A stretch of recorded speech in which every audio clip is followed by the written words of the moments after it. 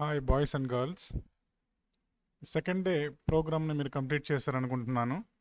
తప్పనిసరిగా సెకండ్ డేలో మీకు ఇచ్చినటువంటి ప్రోగ్రామ్ మొత్తాన్ని సెకండ్ లెసన్ మ్యాక్సిమం కంప్లీట్ చేయాలి. దాదాపు 1.5 డే జరిగిపోయింది. నేను థర్డ్ డేకి సంబంధించినటువంటి ప్రోగ్రామ్ని మీకు వీడియోలో మీకు సెండ్ చేస్తున్నాను. ఇది చూసిన వెంటనే తప్పనిసరిగా దీన్ని 1 డేలో కంప్లీట్ చేయాలనుకుంటున్నాను. ఈ 1 డేలో కంప్లీట్ చేసి నెక్స్ట్ నేను 4th డే ప్రోగ్రామ్ని మీకు నెక్స్ట్ టుమారో అంటే రేపు మధ్యాహ్నం లేకపోతే రేపు మార్నింగ్ మీకు రిలీజ్ చేస్తాను. తప్పనిసరిగా నా వీడియో మీకు రిలీజ్ చేసిన వెంటనే రావాలంటే తప్పనిసరిగా అందరూ దీన్ని సబ్స్క్రైబ్ చేయాలి. మనం థర్డ్ డే ప్రోగ్రాంలోకి వెళ్తే థర్డ్ లెసన్ అయినటువంటి ప్రొడక్షన్ అండ్ ఎంప్లాయ్మెంట్ చాలా చిన్న లెసను. ఈజీ మెథడ్లో మీకు బ్రీఫ్లీ ఎక్స్ప్లెయిన్ చేస్తాను, జాగ్రత్తగా వినండి. ఈ థర్డ్ డే ప్రోగ్రాంలో ప్రొడక్షన్ అండ్ ఎంప్లాయ్మెంట్. ఈ ప్రొడక్షన్ అండ్ ఎంప్లాయ్మెంట్లో this the main important key points GDP. What is the GDP? GDP, expand the GDP. Expand the GDP, gross domestic product. Expand the GDP, gross domestic product. What is the gross domestic product? The gross domestic product is also is another name is country income and national income. What is the country income? The total value of goods and services produced in the country is the indicator of income for the country. This is the technical term to denote this value is the gross domestic product. Gross domestic product. Accurately, correctly cheppali ante the total final value of goods and services is particular year and particular country. Once again, GDP means the total market value of all final goods. The total final goods. The total value of all final goods and services in the particular year and particular country. అంటే ఒక దేశంలో ఒక సంవత్సర కాలంలో ఉత్పత్తి అయినటువంటి అంతిమ వస్తు సేవల సముదాయాన్ని, the total value of final goods, the total final value of goods and services in the particular year and particular country. ఒక దేశంలో ఒక సంవత్సర కాలంలో ఉత్పత్తి అయినటువంటి అంతిమ వస్తు సేవల సముదాయాన్ని జీడిపి అంటారు. Once again, the total final value of goods and services in the particular year and particular country. What is the particular year? Particular year means one financial year. The financial year means the financial year start April 1st to March 31st. మనకు సహజంగా మన ఇండియాలో financial ఇయర్ని దేన్ని తీసుకుంటారు అంటే April 1st నుంచి March 31st వరకు మనం ఫైనాన్షియల్ ఇయర్ని తీసుకుంటాం. This is the GDP. The GDP means the total final value of goods and services in the particular year and particular country. And then GDP, and then second important questions and keywords, gross domestic product, final goods. What is the final goods? Give some example. And the final goods, a good or service that is consumed by the end user and does not require any further processing. Suppose example for final goods అంటే ఒక వస్తువును తయారైన తర్వాత డైరెక్ట్గా అది మనకు ఉపయోగపడుతుంది. Direct use అంటారు, ప్రత్యక్ష ప్రయోజనము అంటారు. ఏ వస్తువు ద్వారా అయితే మనకు డైరెక్ట్ యూజ్ ఉంటుందో దాన్ని ఫైనల్ గూడ్స్. డైరెక్ట్ యూజ్ లేకుండా ఆ గూడ్స్ ద్వారా వేరే గూడ్స్ను తయారు చేయడానికి ఉపయోగపడుతుంది అంటే that is the intermediate goods. Suppose final goods means chalk piece, table, black board, house, these are final goods. మరి ఇంటర్మీడియట్ గూడ్స్కి ఎగ్జాంపుల్ ఏం చెప్పొచ్చు? Bricks, cement, wood, rocks. These are intermediate goods. The intermediate goods help the another goods in the producing process, production process. The intermediate goods, the help of the another production goods. అంటే intermediate goods అనేది ఇంకో వస్తువును తయారు చేయడానికి మాత్రమే ఉపయోగపడుతుంది. అది డైరెక్ట్గా మనకైతే ఉపయోగపడదు. బ్రిక్స్, ఇటుకలు ఉన్నాయి, ఇటుకలు మనకు ప్రత్యక్షంగా ఉపయోగపడవు. అవి బిల్డింగ్ని కన్స్ట్రక్షన్ చేయడానికి ఉపయోగపడుతుంది, అంటే మరో వస్తువును ఉత్పత్తి చేయడానికి అది ఉపయోగపడుతుంది. And then organised unorganised sector. This is the very very important question. Organised and unorganised sector. The organised unorganised sector, suppose organised sector means that employment is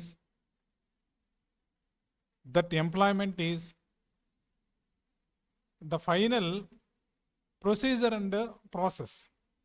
అంటే ఒక క్రమ పద్ధతిలో ఉత్పత్తి ఉపాధి ఉంటే దాన్ని ఆర్గనైజ్ సెక్టార్ అంటారు.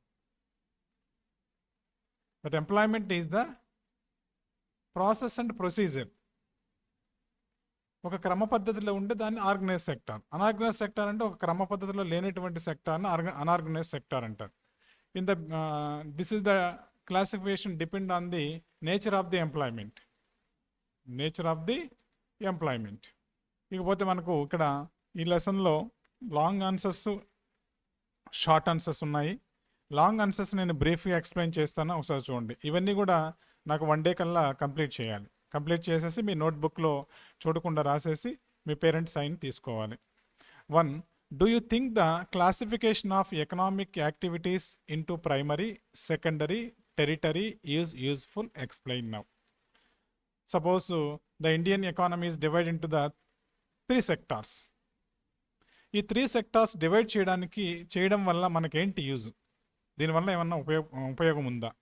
What is the benefits of the classifying the Indian economy? Suppose the Indian economy divide the 3 sectors depend on the economic activities. One is the primary, second is the secondary sector, third one is the service and tertiary sector. First one is the primary sector, second one is the secondary sector, third one is the service and tertiary sector. Suppose primary sector అనగానే మన agriculture sector అని, secondary sector అనగానే industrial sector అని మనం చెప్తూ ఉంటాం. ఇక్కడ మీకు ఇచ్చినటువంటి మేము చూపించేటువంటి ఆన్సర్లో అన్ని పేరాలాగా ఉన్నాయండి. మీరు క్లాసిఫికేషన్ చేసేటప్పుడు A primary sector, B secondary sector, C service sector అని చెప్పేసి రాసేసి మళ్ళీ కింద సబెడింగ్ ప్రైమరీ సెక్టర్ అంటే ప్రైమరీ సెక్టార్లోకి ఏ యాక్టివిటీస్ వస్తాయి అంటే ప్రైమరీ సెక్టర్ అని చెప్పేసి మళ్ళీ స్మాల్ 1 తీసుకొని ఆ ప్రైమరీ సెక్టార్లో ఏం వస్తాయని చెప్పుకున్నాం మనం? Agriculture, fishing, forest, mining. ఇవి కూడా 1 by 1 రాస్తూ రావాలి. అండ్ సెకండ్ మ్యానుఫ్యాక్చరింగ్ ప్రాసెస్ అంతా సెకండరీ సెక్టార్ కిందకి వస్తుంది. దీన్ని ఇండస్ట్రియల్ సెక్టార్ అని కూడా అంటారు. పర్టికులర్లీ దీన్ని మ్యానుఫ్యాక్చరింగ్ ప్రాసెస్ సెక్టార్ అని చెప్పి రాయొచ్చు. And third one is service sector or tertiary sector. దీని కింద ఏం రాస్తాం మనం? Communications, transport, hotels, information technology, post offices, ఇవన్నీ కూడా సర్వీస్ సెక్టార్ కిందకి వస్తాయి.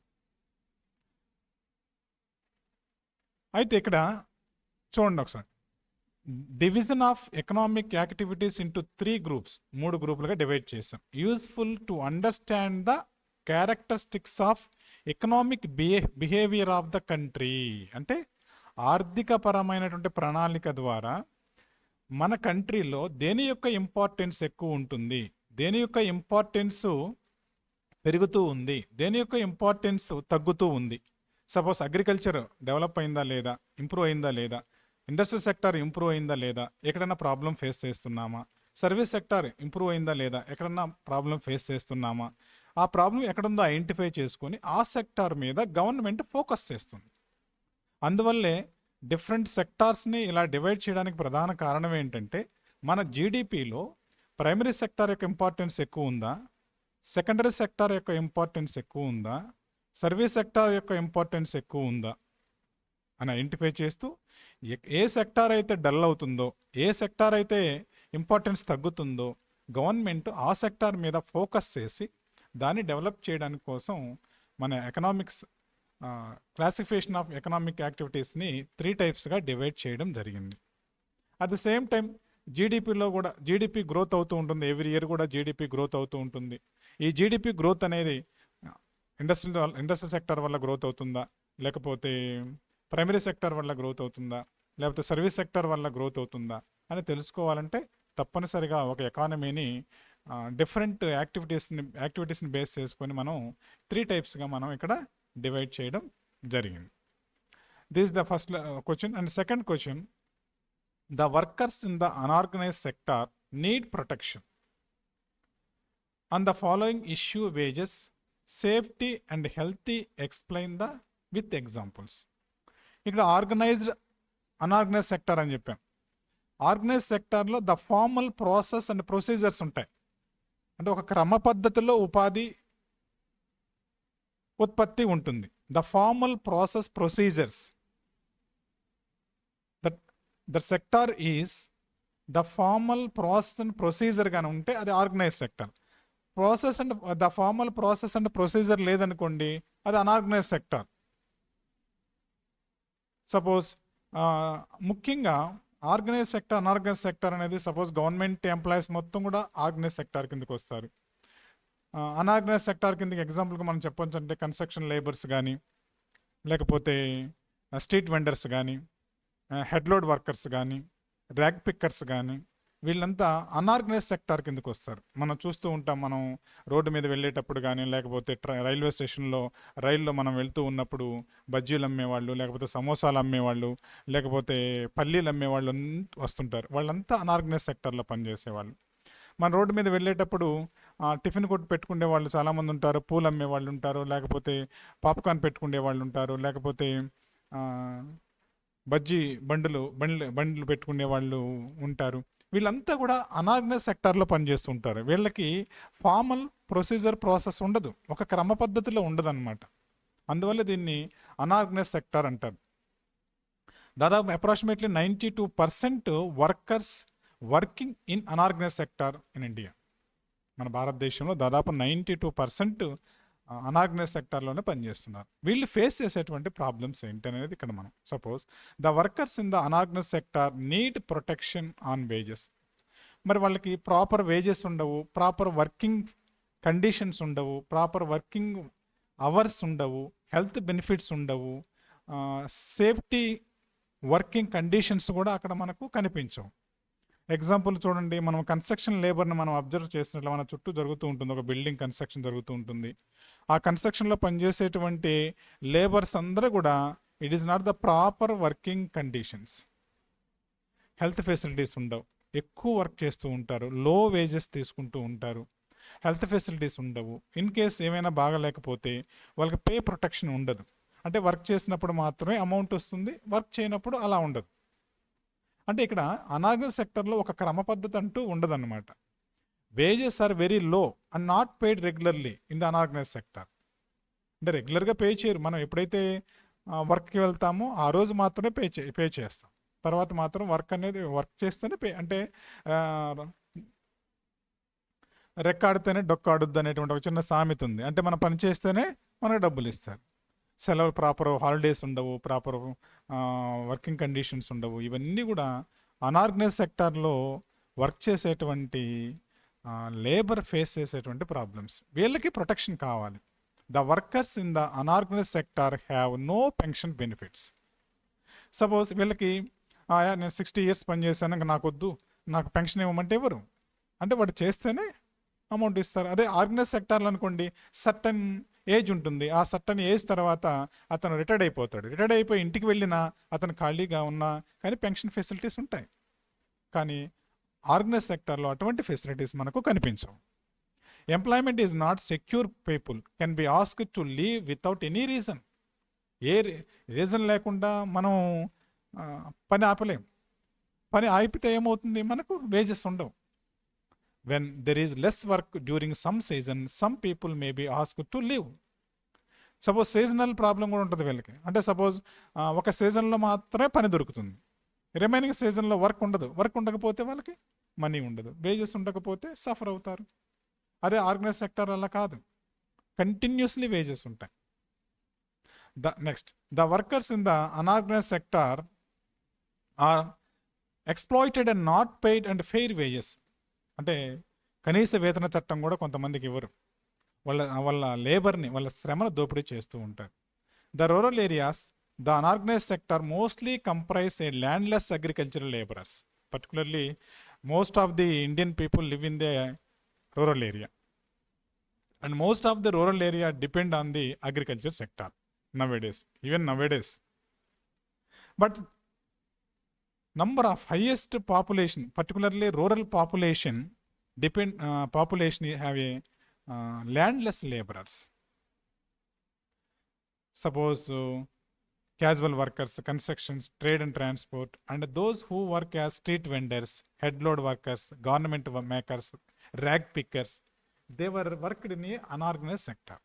Hence, government should provide the minimum wages and all the facilities to the laborers in unorganized sector. Government తప్పనిసరిగా వీళ్ళకి మినిమం వేజెస్ని ప్రొవైడ్ చేసే విధంగా కొన్ని లేబర్ యాక్ట్స్ని తీసుకొచ్చినట్లయితే వీళ్ళకి కొంత ప్రొటెక్షన్ అనేది మనం ఉండటానికి అవకాశం ఉంటుంది. The casual workers in both rural and urban area need to be protection. తప్పనిసరిగా అది రూరల్ ఏరియాలో పనిచేస్తున్నటువంటి అనార్గనైజ్ వర్కర్స్ కానీ, అర్బన్ ఏరియాలో పనిచేస్తున్నటువంటి అనార్గనైజ్డ్ వర్కర్స్ కానీ తప్పనిసరిగా అది ప్రొటెక్షన్ అనేది, ఎంప్లాయ్ ప్రొటెక్షన్ అనేది తప్పనిసరిగా కావాలి. అండ్ దెన్ షార్ట్ ఆన్సర్స్ చూడండి. For each of the sector that we come across this chapter, why should one focus on employment and GDP? Could there be better issue which should be examined? ఈ chapter మొత్తం చూస్తే మనం ఎక్కువ మీద GDP మీద focus చేస్తూ వచ్చాము. చూద్దాం. Growth in GDP and employment or the main objective of 5-year plans. మనం స్టార్టింగ్ 5-year ప్లాన్స్ అనేది మన బీజేపీ గవర్నమెంట్ వచ్చిన తర్వాత దీన్ని అబాలిష్ చేసింది. 1951 నుంచి మనం 5-year ప్లాన్స్ని చేస్తూ వచ్చాం. ఒక్కొక్క 5-year ప్లాన్స్లో ఒక్కొక్క సెక్టార్ మీద మనం ఫోకస్ చేసాం. ఎగ్జాంపుల్ ఫర్ ఫస్ట్ 5-year ప్లాన్లో అగ్రికల్చర్ సెక్టార్ మీద ఫోకస్ చేయడము, సెకండ్ 5-year ప్లాన్స్లో ఇండస్ట్రియల్ సెక్టార్ మీద ఫోకస్ చేస్తూ వచ్చామన్నమాట. GDP denotes the per capita income, productivity, change in the employment rate and the contribution of various sectors of the economy. There are more focus on GDP and employment was given. కంపల్సరీగా జీడిపిలో దేని యొక్క importance ఎక్కువ వస్తుంది? ఇండియాలో ఎక్కువ employment facilities ఏ sector provide చేస్తుంది? సపోజ్ అగ్రికల్చర్ సెక్టార్లో ఎక్కువ మంది ఎంప్లాయ్మెంట్ ఉందా, లేకపోతే ఇండస్ట్రియల్ సెక్టార్లో ఎక్కువ మంది ఎంప్లాయ్మెంట్ ఉందా, లేదా సర్వీస్ సెక్టార్లో ఎక్కువ మంది ఎంప్లాయ్మెంట్ ఉన్నది ఐడెంటిఫికేషన్ చేయడం కోసం తప్పనిసరిగా ఈ క్లాసిఫికేషన్ అనేది కావాలి. At the same time the other issue which should be examine, self reliance of the country, infrastructure facilities, modernisation and technological advances, literacy rate and life expectancy, food security, sustainable development, productivity enhancement methods, poverty eradication, foreign direct and investment trade, and social indicators of the human development. ఇవి కూడా ఈ క్వశ్చన్లోకి వస్తాయి. And then how is the service sector different from other sectors? Illustrate with the few examples. ఎందుకు primary sector and secondary sector కంటే service sector చాలా తేడా, different ఎందుకు అంటున్నాడు? Is very very important question. Primary and service sector is production of goods, but service sector is not production the goods. Primary, secondary sector is production the goods, but service sector is not production the goods. అంటే primary and secondary sector వస్తువులను ఉత్పత్తి చేస్తుంది, కానీ service sector వస్తువులను ఉత్పత్తి చేయదు. మరి ఏం చేస్తుంది? కేవలం ప్రజలకు సర్వీస్ చేస్తుంది. ఏది? Service sector. The service sector is provide the service, is very very important. Primary secondary sector is produce the goods, but service sector is not the produce the goods and service. But primary secondary sector is not growth without service sector. Primary secondary sector is not growth without service sector, but service sector is growth without primary and secondary sector. చూడండి, అంటే primary sector, secondary sector, service sector లేకుండా అభివృద్ధి చెందలేదు. ఎందుకు చెందలేదు అంటే ప్రైమరీలో ఉత్పత్తి అయిన వస్తువుల్ని ట్రాన్స్పోర్ట్ చేయాలన్నా, లేకపోతే ఏ మార్కెట్లో ఎక్కడ సేల్ చేయాలన్నా, ఎక్కడ ప్రైస్ ఎంత ఉందో కనుక్కోవాలంటే టెలికమ్యూనికేషన్ కావాలి, ట్రాన్స్పోర్ట్ కావాలి. మరి ఇవన్నీ ఏ సెక్టార్లో వస్తాయి? Service sector. అంటే ఈ primary and secondary sector full growth కావాలంటే సర్వీస్ సెక్టార్ యొక్క పుష్ కావాలి. అది లేకపోతే ఆ రెండు డెవలప్ కావు. అయితే ప్రైమరీ అండ్ సెకండరీ సెక్టార్ లేకపోయినా సర్వీస్ సెక్టార్ వెల్ డెవలప్ అవుతుంది. అందువల్ల number of countries employment shift from primary secondary sector to service sector. This is the indication of the modernization of country. ఏ దేశం అయితే ప్రైమరీ అండ్ సెకండరీ సెక్టార్ నుంచి employment కానీ production కానీ shift చేయగలిగిందో, service sector మీద ఫోకస్ చేయగలిగిందో అనుకో, సర్వీస్ సెక్టార్ని ఎక్కువ గ్రోత్ చేయగలిగిందో, that is the indication of modernization of country. Suppose well-developed countries, the initial stage of development, the developed countries focus the primary sector in initial stage of development. అంటే అభివృద్ధి చెందిన దేశాలన్నీ కూడా ఒకప్పుడు ప్రైమరీ సెక్టార్ మీద focus చేశాయి. తర్వాత క్రమక్రమంగా ప్రైమరీ సెక్టార్ నుంచి అవి ఇండస్ట్రియల్ సెక్టార్కి అండ్ సర్వీస్ సెక్టార్కి షిఫ్ట్ చేశాయి. దీన్నే షిఫ్ట్ ఎంప్లాయ్మెంట్ అంటారు, షిఫ్టింగ్ ఎంప్లాయ్మెంట్ అంటారు. అంటే ఒక సెక్టార్ నుంచి ఇంకో సెక్టార్కి ఎంప్లాయ్మెంట్ షిఫ్ట్ కావడాన్నే షిఫ్టింగ్ ఎంప్లాయ్మెంట్ అంటారు అనమాట. And then fifth question, what do you understand by under employed? Explain with an example each from the urban and rural areas. This is the very very important and this is the keywords. Underemployed, designated unemployment is same, both are same. Underemployed, designation unemployed. These employment shows in the agriculture sector, rural areas. Particularly ఈ designation unemployment కానీ అండర్ఎంప్లాయ్మెంట్ కానీ మనకు rural ఏరియాస్లో agriculture సెక్టార్లో ఇది బాగా మనకు కనిపిస్తుంది. What is the underemployed? What is the designation unemployed? Suppose some work but not one is full employed. Some work but no one is full employed. This is the situation of underemployed. Some work but no one is full employed. Work అయితే ఉంటుంది, but is not the sufficient work. మీకు చిన్న example చెప్తాను. Suppose 1 ఎకరా వరి నాటడానికి morning వెళ్ళి evening వరకు వర్క్ చేస్తే 5 మెంబర్స్కి 5 వర్కర్స్కి సఫిషియెంట్గా వర్క్ ఫుల్ఫిల్ చేసుకొని ఇంటికి రాగలరు. కానీ అక్కడ 5 మెంబర్స్ బదులు 10 మెంబర్స్ వెళ్ళారు. 10 మెంబర్స్ వెళ్ళినా సేమ్ ఆ ఎకరా మాత్రమే నాటుకొని ఇంటికి వచ్చారు. అంటే ఇక్కడ ఏమైంది? 5 మంది వెళ్ళినా అదే వర్క్, 10 మంది వెళ్ళినా అదే వర్క్. అయితే 5 మంది వెళ్ళినప్పుడు 5 మంది సఫిషియెంట్గా వర్క్ అందుబాటులో ఉన్నది, పని దొరికింది. కానీ 10 మంది వెళ్ళినప్పుడు ఎవరు కూడా is not the sufficient work, is not the full employed.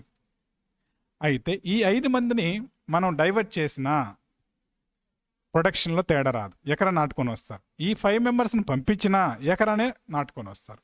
అంటే ఈ 5 మెంబర్స్కి is not the full employed. Employ ఉంది, పని ఉంది, కానీ సఫిషియెంట్ వర్క్ లేదు. దీన్నే అండర్ ఎంప్లాయిడ్ అంటారు, దీన్నే డిసిగ్నేషన్ అన్ఎంప్లాయ్మెంట్ అంటారు. ఈ 5 మందిని, ఈ 5 మెంబర్స్ని వేరే సెక్టార్లో వేరే ప్రొడక్షన్ కనుక మనం ఉపయోగిస్తే ప్రొడక్షన్లో చేంజ్ ఉంటుంది. లేదు, ఆ 5 మెంబర్స్ని పక్కన పెట్టినా ప్రొడక్షన్ సేమ్. ఆ 5 మెంబర్స్ బదులు ఇంకో 5 మెంబర్స్ పంచిన production is same. This is the ఈ అండర్ ఎంప్లాయిడ్ కానీ ఈ డిసిగ్నేషన్ అన్ఎంప్లాయ్మెంట్ అనేది మనకు ముఖ్యంగా మన భారతదేశంలో ప్రైమరీ సెక్టర్లో మనకు ఎక్కువగా కనిపిస్తూ ఉంటుంది. పర్టికులర్లీ అగ్రికల్చర్ సెక్టర్లో ఇది మనకు బాగా కనిపిస్తూ ఉంటుంది. ఇది మీకు థర్డ్ చాప్టరు. ఈ థర్డ్ చాప్టర్లో ఈ క్వశ్చన్స్ అన్నీ కూడా మరలా మీరు వీడియో చూసి ఇవి కంప్లీట్ చేసి మళ్ళీ చూడకుండా నోట్స్లో రాసి మీ పేరెంట్ దగ్గర సైన్ తప్పనిసరిగా పెట్టించుకోరావాలి. ఇది నెగ్లిజెన్స్ మాత్రం చేయకూడదు. నెగ్లిజెన్స్ చేస్తే మీరు రేపు స్కూల్స్ వచ్చినప్పుడు పనిష్మెంట్ ఫేస్ చేయాల్సి వస్తుంది. తప్పనిసరిగా క్లాసులకు వచ్చినప్పుడు ఒక పీరియడ్, ఒక రోజు, అవసరమైతే 2 days దీని మీద నేను ఫోకస్ చేస్తాను. అర్థం కాకపోతే మరి నాకు కామెంట్ చేయండి. మళ్ళీ వీడియో నేను త్వరలోనే సెండ్ చేస్తాను. సెండ్ చేసిన వెంటనే మీకు నోటిఫికేషన్ రావాలి అంటే తప్పనిసరిగా నా ఛానల్ని సబ్స్క్రైబ్ చేయాలి. సబ్స్క్రైబ్ చేయకుండా ఉండొద్దు. ఫస్ట్ వీడియో ఆన్ చేయగానే ఛానల్ని సబ్స్క్రైబ్ చేయండి. తప్పనిసరిగా నెక్స్ట్ వీడియో మీకు నోటిఫికేషన్ చేయగానే మీకు వస్తుంది. ఇవి ఒకసారి మళ్ళీ వీడియోని చూసినట్లయితే మీకు అర్థమవుతుంది. దీంట్లో ముఖ్యంగా మనం ఫోకస్ చేయాల్సినటువంటి మళ్ళీ ఒకసారి ఏంటంటే what is the GDP, what is the per capita income, classification of the economic activities, service sector is different from other sectors, organise sector, unorganised sector. What is the definition of organized sector, unorganized sector? What is the difference between the organized and unorganized sector? And underemployed, what is the definition of underemployed? What is the definition of designation unemployment? ఇవన్నీ కూడా చాలా important. Short questions కూడా రావడానికి అవకాశం ఉంటుంది. తప్పనిసరిగా వీడియోని చూడండి, లైక్ చేయండి, సబ్స్క్రైబ్ చేయండి. మళ్ళీ చూసి ఇది 1 day లోపు మీరు కంప్లీట్ చేస్తే నెక్స్ట్ నేను డేలో మీకు 4th వర్క్షీట్ ద్వారా 4th ప్రోగ్రామ్ నీకు ప్రజెంట్ చేస్తాను. పెండింగ్ మాత్రం చేయొద్దు. పెండింగ్ చేసి నేను చూడలేదు, నేను చదవలేదు అంటే నాకు ఇక్కడ అర్థమవుతుంది ఎవరెవరు సబ్స్క్రైబ్ చేస్తున్నారు, ఎవరెవరు చూస్తున్నారు, ఎంతమంది చూసారని నాకు కౌంట్ పడుతూ ఉంది. మీరు దీన్ని నెగ్లెక్ట్ చేయొద్దు. నెగ్లెక్ట్ చేయకుండా ఈ వర్క్ కంప్లీట్ చేసి నోట్బుక్లో మీ పేరెంట్ దగ్గర సైన్ చేసి చూడకుండా రాయాలి. నేను తప్పనిసరిగా దీన్ని వెరిఫై చేస్తాను. First day, second day focus అంతా దీని మీద పెడతాను. Okay, right. Best of luck. Thank you అండి.